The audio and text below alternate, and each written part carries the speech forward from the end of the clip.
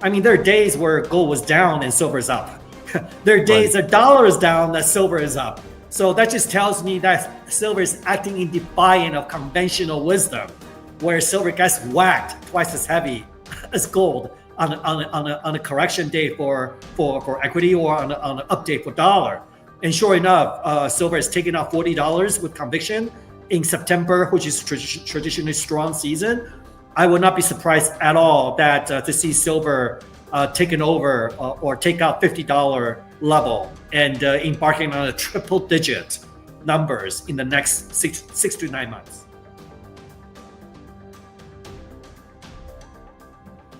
You're watching Capital Cause, and my name is Danny. It is September 10th, 2025, and we have the CEO of CleanTech Vanadium and Silver Elephant back on the show. It's John Lee. John, thank you so much for coming back. It's been a while since you and I have last spoke, so we definitely have a lot to catch up on. What's on your radar screen right now, John? What should be on the radar screen for other investors out there? Yeah, Danny, great to be back on your show. Congratulations on your phenomenal growth of your channel. And I found you to be an inquisitive host and asking very relevant questions. So recall last time I was on your show, was more than almost a year and a half ago in May of 2024, when gold was about $2,700 and silver was under $30. And I prophesied that gold is going to take out 3,000 and silver is going to be start to outperform gold. And sure enough, gold took out 2,800, which is a very critical resistance level, and based on just the breakout of the cup and handle formation. And so 2,800, the gold lingered at that level for a bit, and then immediately embarked onto the $3,300 level, and it stayed there not for too long. Actually, sort of gold has done better than I expected. I was thinking that gold is gonna be hovering around the 200-day moving average at around 3,200 to 3,400 for the rest of the year. But it didn't take that long, and gold is now taking on to another leg of bull market of 3,500 breakout with conviction. So now we're in a situation that gold is a league of its own. I mean, that is doing its thing regardless of the economy, regardless of the equity market, regardless of the dollar, regardless of anything.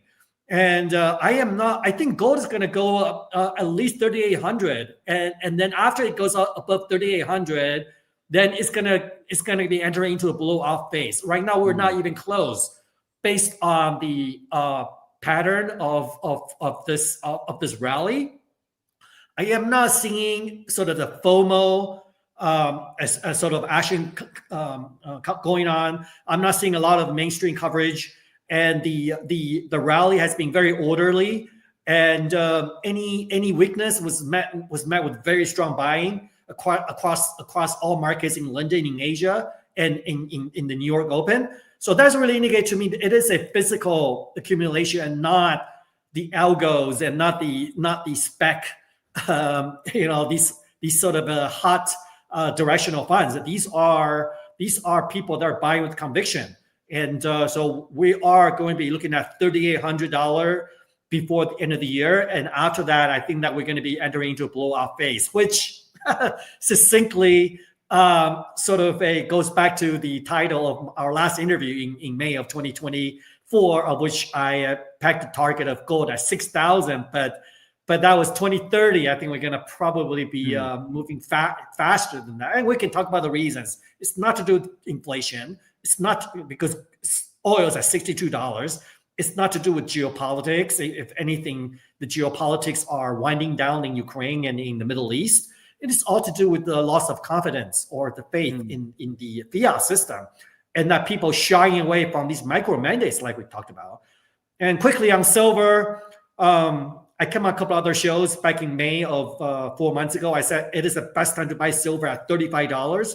35 was a very critical resistance level for silver.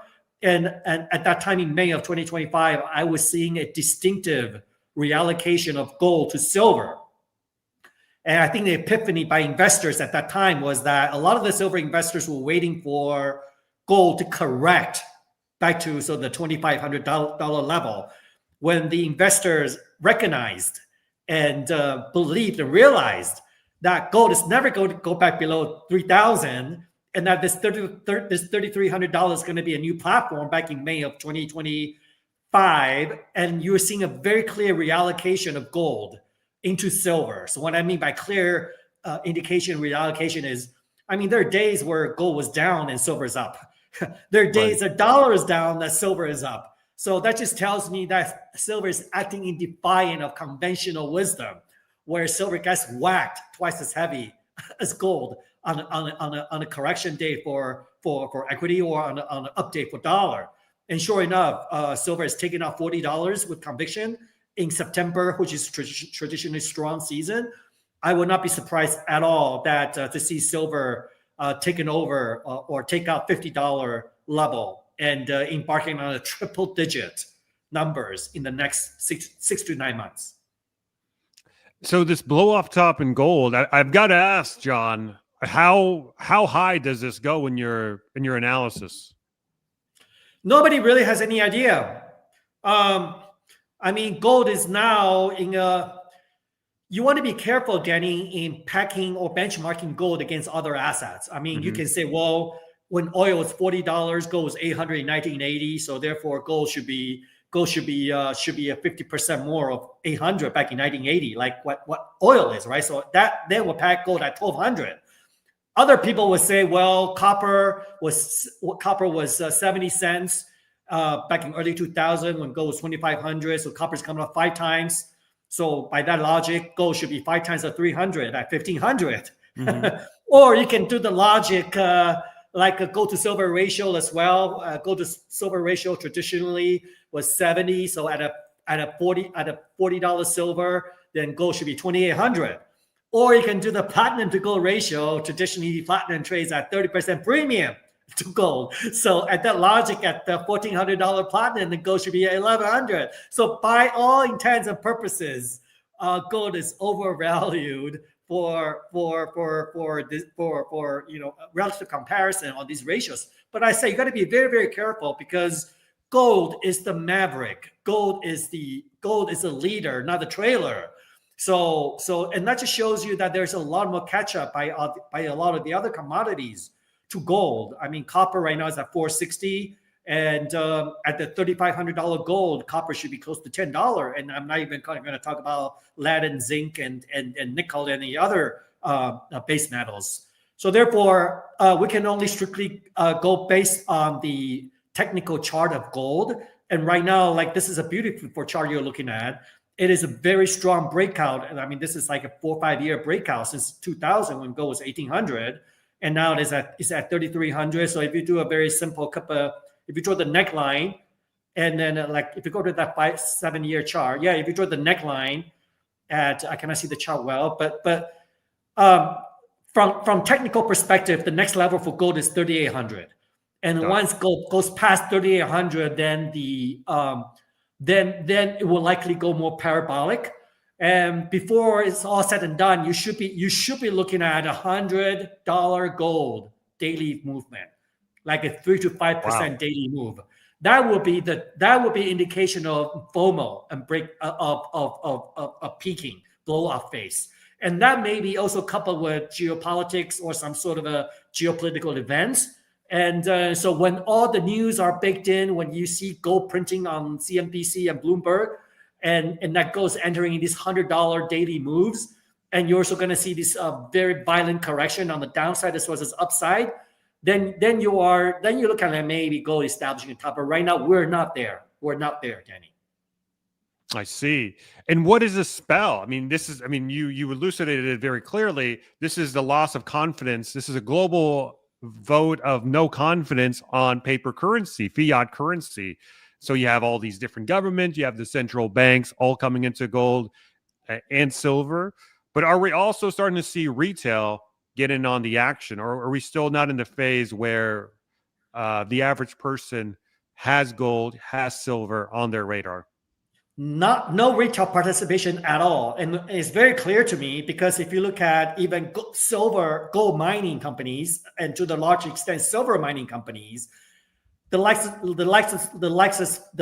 First Majestics are still trading at 50% from its 2021 tops. So that just tells me the speculators and retail crowd are still lagging on gold, this gold rally, coming into this gold rally. And let me be very clear, Danny. The average consumer or the middle class are drenched in debt. So like they're busy paying off their credit cards and their mortgages. So it's not like they're losing confidence of the dollar. They don't have enough dollars. So I want to roll back a bit on what I want to be more specific on the true reason gold is going on a run. Remember Elon Musk in his Doge days in early 2025, he found that there were 7 or 8 printing machines. One is at Department of Treasury, one is at Social Security, and there's one at all the different places. The magic money machine. There's money machines. I have speculated or stated that there are people that own these machines and they have been printing to buy the S&P 500, of which right now they own 80 to 90% through BlackRock, Vanguard, and State Streets, trillions of dollars, and they're printing to buy all the valuable real estate around the world. And they're now entering into other developed countries like Canada and Japan. I've been to those countries. I was just in Japan 3 months ago. The average, like these markets are breaking out on a daily basis, yet the economies are anemic. So what happened is now you have a two-tier system, a very obvious two-tier system, where the king owns 80 to 90% of all valuable assets, and they're buying the $50-100 billion on a daily basis by printing. And then you have, and also the real estate, and then you have the peasants. Really, they are just living day to day. And then you have some of the well-to-dos, the billionaires and centi-billionaires. They want to get away and circumvent these micro mandates.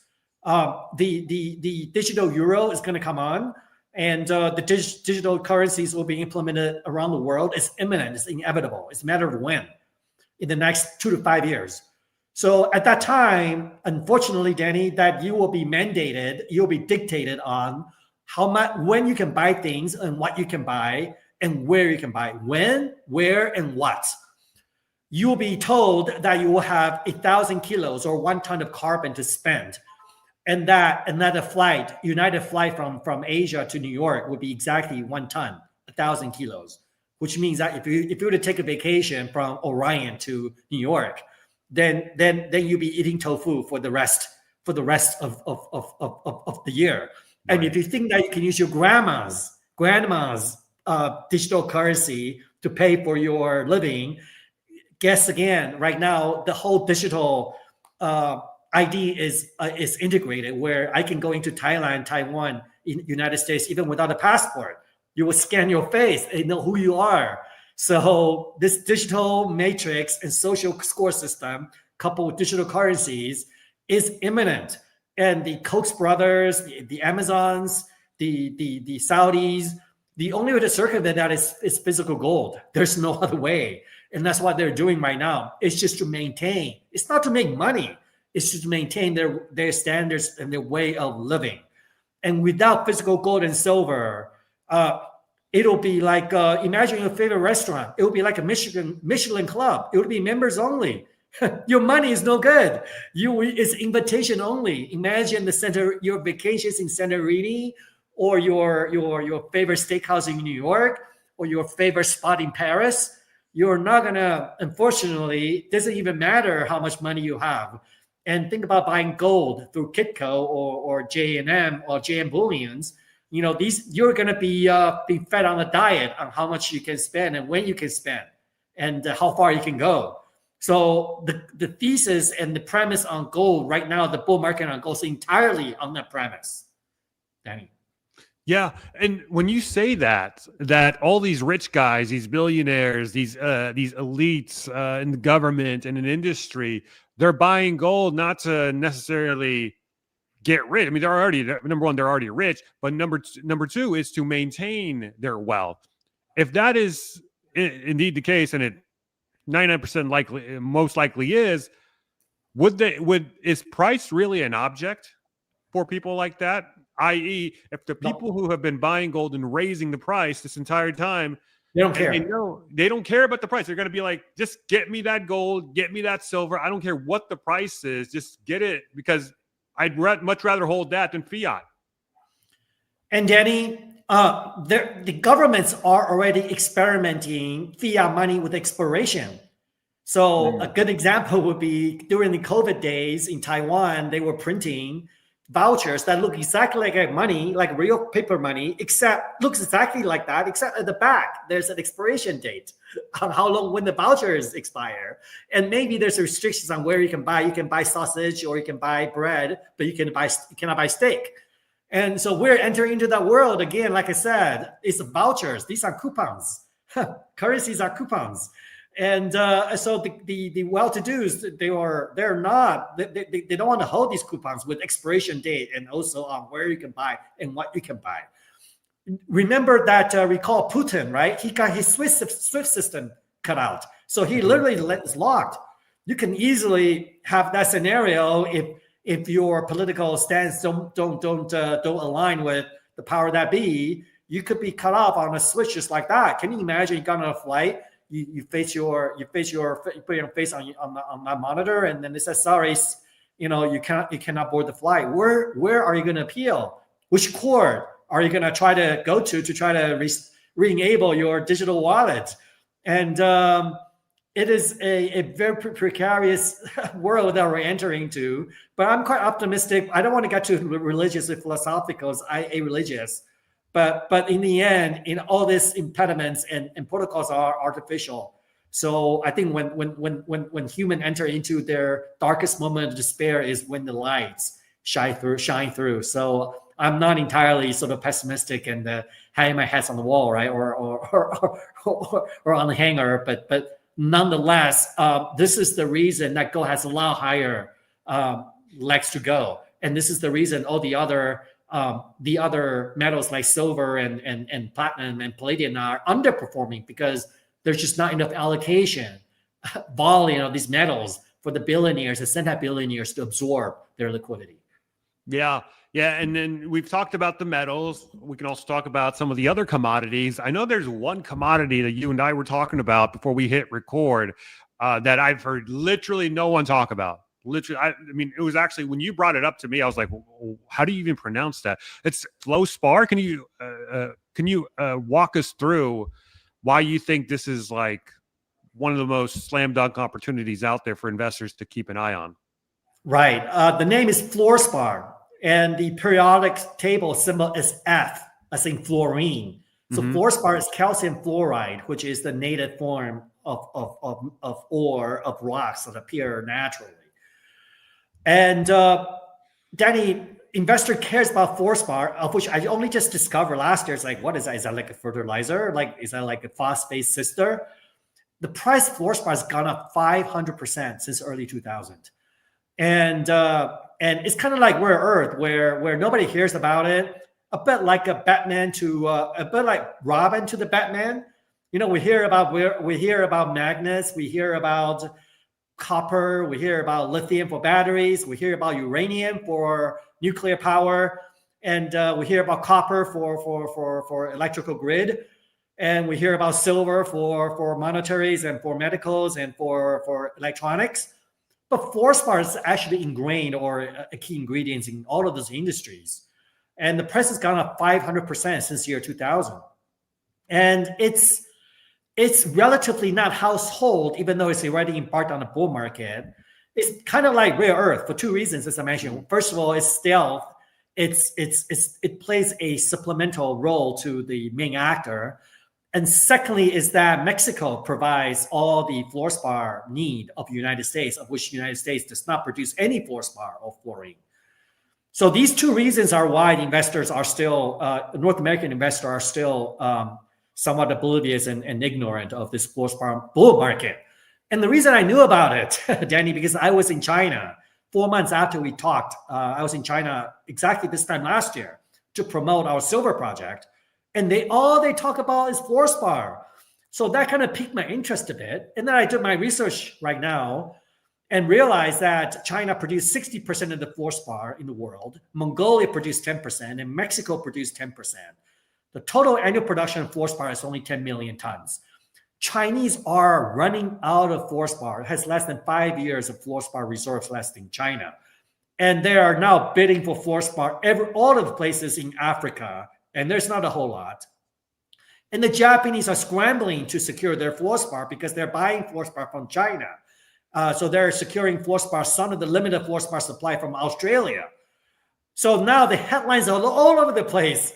Japanese going after African fluorspar, Chinese going after Mongolian fluorspar, and Mexican fluorspar prices used to be trading at a discount in order to penetrate the U.S. market. It's now trading at a premium because China has become a net importer of fluorspar since 3 years ago.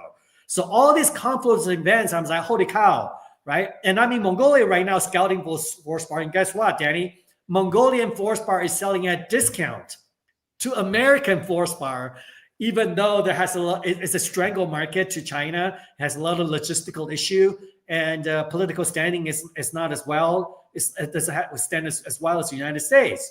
So all in all, and I will talk a bit about what fluorspar is used for, but it just from the price action and looking at the supply equation and looking at the demand of the United States is entirely met by Mexico, and right now Mexico is already charging at a premium to Chinese fluorspar prices, that it is really a very special situation to be shared with your audience. And that's why CleanTech, which I'm the CEO, has spent better part of a year since last September scrambling to find fluorspar and focus on the United States. Yeah, so let's go ahead and take a quick look at CleanTech Vanadium and walk me through what we're looking at here. I mean, because this goes all the way back to, I want to say, mid 2022. And just recently, looking at this chart, we just broke out of this downtrend, this multi-year downtrend, and just take a look at this volume. Like, my God, like, look at that strong volume coming in. Like, when you first showed me this, I was like, whoa, man. Right. So I mean, this is an $8 million market cap company. No debt. No $1 debt. million in the bank. We have CleanTech, just for your audience information, CleanTech was spun out of Silver Elephant in early 2022 at a $100 million market cap. You can see there's a lot of volume and enthusiasm in the stock. And it was driven by nickel. At the time, nickel had a big bull market because of the batteries at the time. And so CleanTech was spun out of Silver Elephant and has all the non-silver assets from Silver Elephant, namely a nickel project, a vanadium project. Subsequently, in late 2024, CleanTech sold the nickel project and realized around a $7 million gain, and still kept the vanadium project. And 3 months later, we said, holy cow, we're getting into fluorspar. So it took us a year, Danny, to find the right area. And fluorspar, which is Kentucky, where 90% of the historical production U.S. had happened. And in July, we announced the first acquisition of fluorspar in Kentucky. That's why you see the volume in July, 2 months ago. In the last 2.5 months, CleanTech traded close to 30 million shares out of the 80 million shares float in the market. So that's almost 35% of the float in the market, 35%.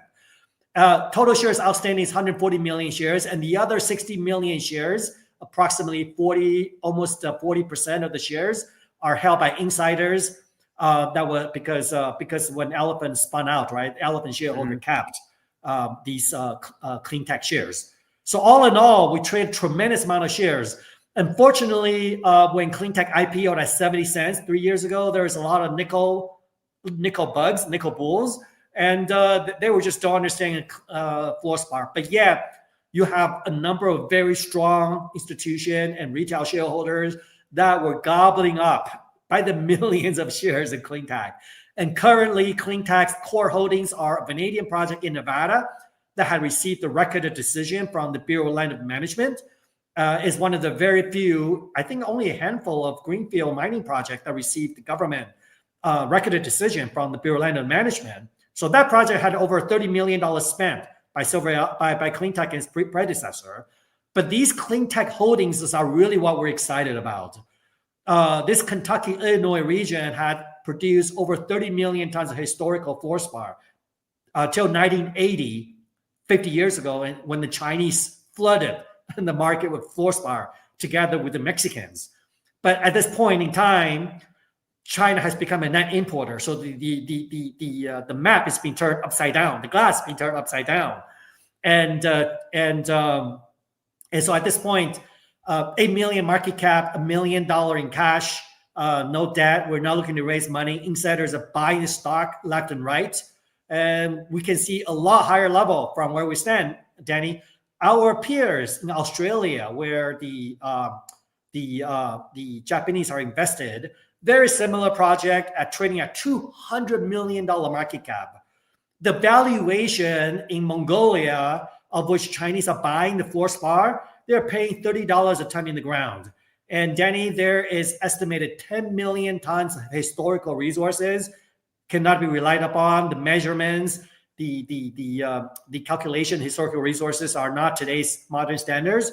But at 10 million tons of historical resource, at $30 a ton in the ground, the Chinese are paying for Mongolian fluorspar, would also value at the company well over $200 million to $300 million range. So this is an absolute special situation with projects primarily solely based on the United States and a vast holding of fluorspar with a team that has over 30 years experience exploring and permitting the United States. I cannot ask for a better scenario than we're standing right now. And that's why I insisted on coming on your program, Danny, and share this very special situation and special value proposition. Yeah, and I can't really think of many other companies out there that are a fluorspar play aside from yours. I mean, the field must be very, very narrow, right? That's what we love about the market. Even though the audience is limited, but the value proposition is undeniable. Right now, there's only one other fluorspar company in Utah that's traded on the North American Stock Exchange. And their valuation is 7 times our valuation. It does not have a resource, historical resource or modern resource to speak of. And it's in Utah. We looked at the district, but I believe our district is like the Kentucky-Illinois border district. For your audience, for your gold bugs out there, it is the Carlin Battle Mountain of Nevada. It is where all the fluorspar is. We already amassed over 8,000 acres of very prospective lands, and these projects deposits rest on critical, strategically located in all major mineral fluorspar trends. So at this point in time, we're in the dominant position in this fluorspar belt that any strategic industrial users, is whether Honeywell for their nuclear enrichment or semiconductors like the TSMC is building a plant in Arizona, or the battery electrolyte battery manufacturers of the Teslas or the Koreans looking to build those plants in the United States, or the steel and aluminum manufacturers that's building plants in U.S. all require fluorspar. And Danny, in order for, I think just case in point, in order for Donald Trump or the current administration to realize their critical minerals independence and rejuvenate the new the third industrial renaissance, you're going to need 4 to 5 times more power to power your industries, to power your artificial intelligence. Nuclear require fluorspar for enrichment, and aluminum and steel production require fluorspar for fluxing as a fluxing agent. Every single majority of the electrical batteries require fluorspar for lithium as a conduit electrolyte. So all these drivers are why fluorspar price has gone up so much, and why China is running out of fluorspar, because of all the electric vehicle is coming into the market. Yeah. I mean, and going back to what we just talked about, the narrowness of this market, once money begins to flood into this space, it really doesn't take much to see liftoff to some pretty epic proportions, especially since there's only a whopping 2 companies that you can invest in.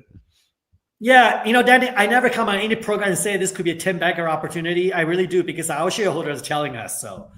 If I will recommend, Danny, if you can pull up a company's chart called NP Materials. It is a rare earth company with a project in California. And the market capitalization, the valuation of the company right now is $10 billion, Danny.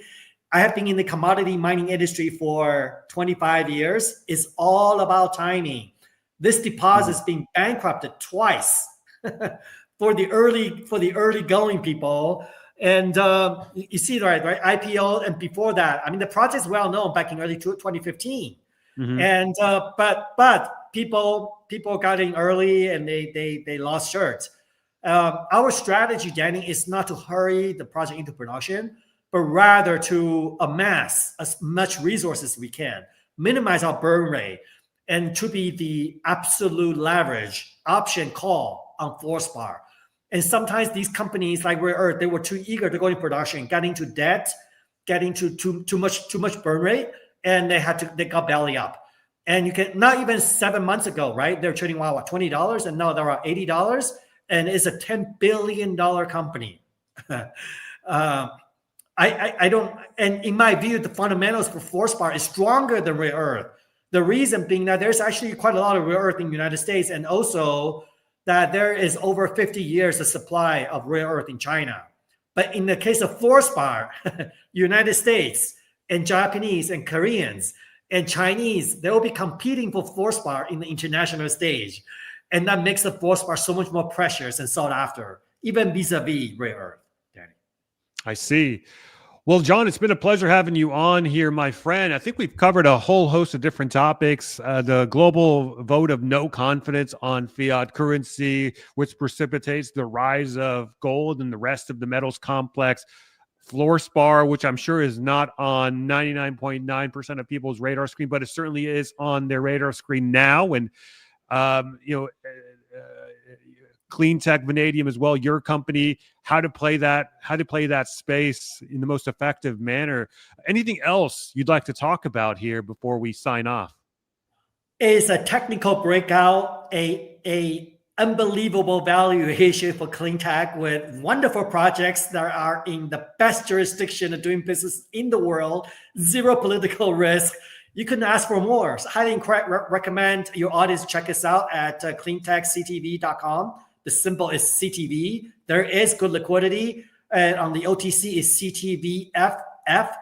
I want to leave your audience with the closing note, which is, I think there's still a lot of the doom and gloom out there. The market's going to crash. The economies are doing horrible. And the wars, more wars are imminent. I would just say, you know what,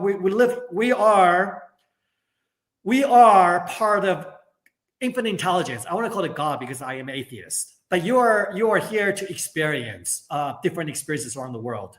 So my 2025 mandate or goal was to experience different cuisines around the world. So I started eating KFC, the coleslaw, of which I haven't eaten for 20 years. I'm eating different foods like pad thai in Thailand, of which they think is only reserved for foreigners. I started eating fried rice again in Taiwan, of which they think that fried rice is Chinese leftover. That's why they make fried rice, right? I would just go out there, and now I go home after dinner. I would take different paths. Usually I would take the same paths and just go out and smell the roses. I don't see a big equity correction, even though the economies are doing terrible. The middle class is being wiped out. There's always an out at the end of the day. And I would not be so bullish of oil and other base metal commodities because I'm already witnessing a collapse of the global population. I think we're down to maybe 4 billion, maybe not even that. China says has a 1.2 billion. I don't think they even have half of that. And Japan says has 120 million people. I don't think they're even at 50. I'm speaking of empirical evidence of my personal visits to these areas. And so I'm not so super bullish on base metal commodities, but I don't see a correction of the real estate and equity markets either, because the printing machines I'm talking to you about. And so therefore, in the end, stay optimistic, focusing on your investments in gold and silver, get some physical gold and silver, and then go look into some very special situations, especially in the fluorspar space. I would love to come on your program a year from now and reminisce about our conversation on both gold and silver as well as fluorspar. You could be looking at triple-digit silver, easily $3,800 to $4,500 gold a year from now. And the fluorspar a lot higher, and fluorspar prices like stock plays like Stevie at a lot higher level than we are today. Yeah, I mean, I'd be happy to have you on whenever you'd like to come on, John. It's been a pleasure having you on. Guys, if you enjoyed this episode, drop us a like and comment, "Go, John, go," in the comment section. If you agreed or disagreed, let me know either way. I do read all the comments. I can't reply to each and every one of them, but I do reply to a select few, small handful. And don't forget to subscribe to the channel so you don't miss an episode. Liking, subscribing, commenting, doing all the YouTube stuff goes a long way in helping push this video and this channel up in the algorithm. So it may not seem like much, but a little bit does go a long way. And then finally, check us out on Substack at capitalcosm.substack.com to get access to all of my stuff. I also have a Twitter. Look me up at John Lee, CleanTech CTV. Just drop me a line there. Look forward to hear from you. All right. Yeah. Go ahead and follow John on X and on Twitter. And anything else, any other social media outlets, John, you want to plug? No, and check us out, CleanTech CTV, and also social media under CleanTech CTV has a lot of video shorts that educate you about what fluorspar is, how fluorspar works on uranium enrichment, how fluorspar works in electrolyte in EV batteries. So there's a lot of good materials to get you up to speed. Excellent. We'll have the links to all of your socials, John, down below, as well as the website to CleanTech Vanadium and everything else. So be sure to check it out, guys, in the description box and the pinned comments. So, John, thank you so much for coming on. Guys, thank you for watching. And I will catch you guys later. Bye.